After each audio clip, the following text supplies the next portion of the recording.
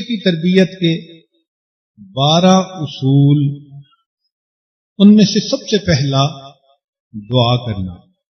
آدمی کی نظر عام طور پر اس طرف جاتی ہے کہ میں یہ کروں گی، میں یہ کروں گی۔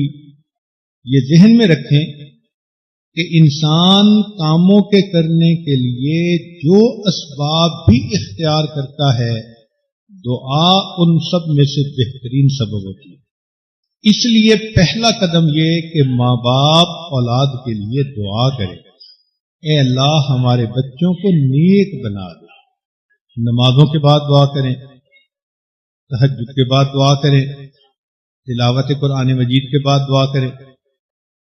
دعا کبھی رائے گاہ نہیں جاتی، اور ہم نے دیکھا ہے کہ ماں کی دعائیں بالآخر رنگ لایا کرتی ہیں۔ بڑے بڑے فاسق و فاجر قسم کے بچے ماں باپ کی دعاؤں کی وجہ سے بالآخر نیکوکار پرہیزگار بن جاتے ہیں۔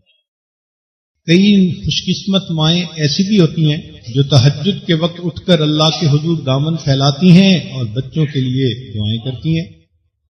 اس عاجز کو بچپن کی بات یاد ہے۔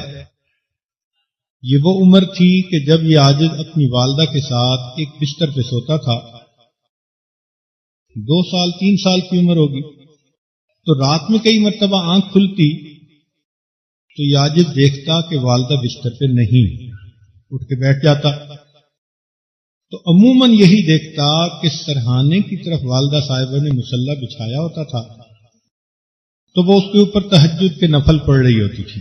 ان کی عادت یہ تھی کہ نماز مکمل کرنے کے بعد وہ اونچی آواز سے جہر کے ساتھ دعا مانگتی تھی، اور اپنی اولاد میں سے ہر بیٹے اور ہر بیٹی کا نام لے کے دعا مانگتی تھی۔ تو کئی مرتبہ ایسا ہوتا کہ یہ عاجز جب والدہ کو دعا مانگتے دیکھتا تو انتظار کرتا کہ اب میرا نام کب آئے گا۔